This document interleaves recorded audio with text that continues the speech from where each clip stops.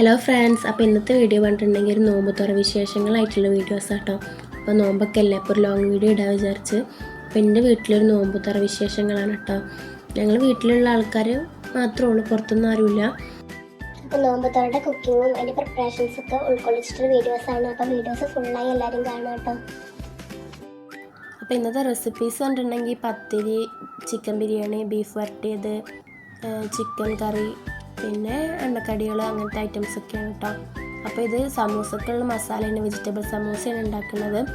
Green പീസൊക്കെ വേവിച്ച് വെച്ചിരുന്നു. അങ്ങനെ സമൂസയുടെ ഫില്ലിങ് റെഡി ആയിരിക്കുന്നു. ഞാൻ ഫുള്ളായി വീഡിയോസ് ഒന്നും എടുത്തിട്ടില്ല, ചെറിയ ചെറിയ ക്ലിപ്സേ എടുത്തിട്ടുള്ളൂ. വെജിറ്റബിൾ സമൂസയാണ് കേട്ടോ. അത് നല്ല ടേസ്റ്റ് ഉണ്ടായിരുന്നു സമൂസ. പിന്നെ കുടിക്കാൻ വെള്ളമായിട്ട് ഞങ്ങൾ വാട്ടർമെലൺ ജ്യൂസ് അടിച്ചിരുന്നു, പിന്നെ നാരങ്ങ വെള്ളം അത് ഉണ്ടാക്കിയിരുന്നുള്ളൂ. ഇത് കണ്ടിട്ടുണ്ടെങ്കിൽ എല്ലാ ജോലിയും എല്ലാവരും പാടെയാണ് എടുത്തിരുന്നത്. അപ്പോൾ നമുക്ക് പെട്ടെന്ന് മടുക്കൂല, ചെയ്യുന്ന ആൾക്ക് മടുക്കൂല. കാരണം എല്ലാവരും കൂടി ഷെയർ ചെയ്തിട്ടുള്ള ജോലി ചെയ്യണത്, എല്ലാത്തിലും എല്ലാവരും കയ്യും വന്നിക്കും. അങ്ങനെ ആകുമ്പോൾ നമുക്ക് ചെയ്യുന്ന ആൾക്കൊരു മടുപ്പ് തോന്നില്ലല്ലോ. പിന്നെ ഞങ്ങൾ എണ്ണക്കടിയായിട്ട് മുട്ട ബജി, പിന്നെ സമൂസ, പിന്നെ ഒരു ഇറാനി പോള ഉണ്ടാക്കിയിരുന്നു. അതിൻ്റെ റെസിപ്പി ഞാൻ ഷോർട്സിൽ ഇട്ടിട്ടുണ്ടായിരുന്നു, ഇറാനി പോള. അങ്ങനെ ഈ 3 ഐറ്റംസാണ് ഉണ്ടാക്കിയിരുന്നത്.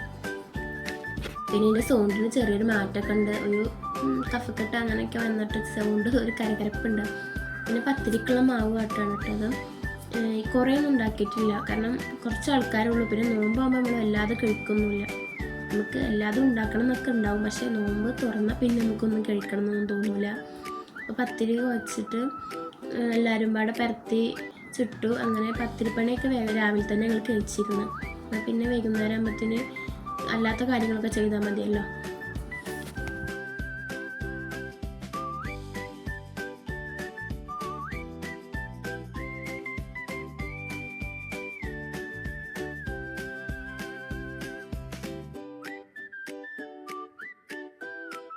പിന്നെ എണ്ണക്കടികളൊക്കെ പൊരിച്ചെടുക്കണം കേട്ടോ. മുട്ട ബജിയും പിന്നെ സമൂസയും ഇറാനിപ്പോളയാണ് ഉണ്ടാക്കിയിരുന്നത്. ഇറാനിപ്പോള പിന്നെ 2 പാനിലായിട്ട് അങ്ങനെ അത് വെച്ചിരുന്നു. 2 പാനിലേ ചെയ്തിട്ടുള്ളൂ. പിന്നെ അത് പീസായിട്ട് നമ്മൾ സെർവ് ചെയ്യുക. അപ്പോൾ അതിൻ്റെ ഒക്കെ ഞങ്ങൾ കുറച്ച് ഉണ്ടാക്കിയിട്ടുള്ളൂ, കാരണം വേസ്റ്റായി പോകണ്ടല്ലോ, നോമ്പല്ലേ, പിന്നെ അത് കഴിക്കൊന്നുമില്ലല്ലോ. ഒക്കെ കുറച്ച് തന്നെ ഉണ്ടാക്കിയിട്ടുള്ളൂ കേട്ടോ.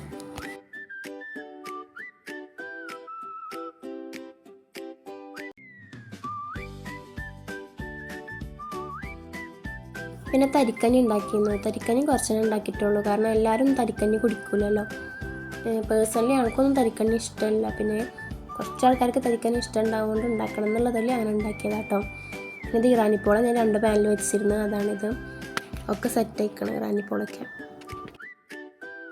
പിന്നെ ഇത് ചിക്കൻ കറിക്ക് ഉള്ളതാണ് കേട്ടോ. ചിക്കൻ കറി തേങ്ങ അരച്ചിട്ടാണ് വെക്കുന്നത്. അപ്പോൾ അത് അവിടെ ഉണ്ടാക്കിക്കൊണ്ടിരിക്കുന്നുണ്ട്.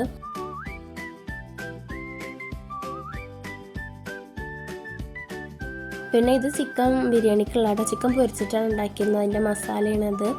പിന്നെ റൈസ് ഇട്ടിട്ട് അങ്ങനെ അത് സെറ്റാക്കി, അത് റെഡി ആയിട്ടുണ്ട് ചിക്കൻ ബിരിയാണി കേട്ടോ.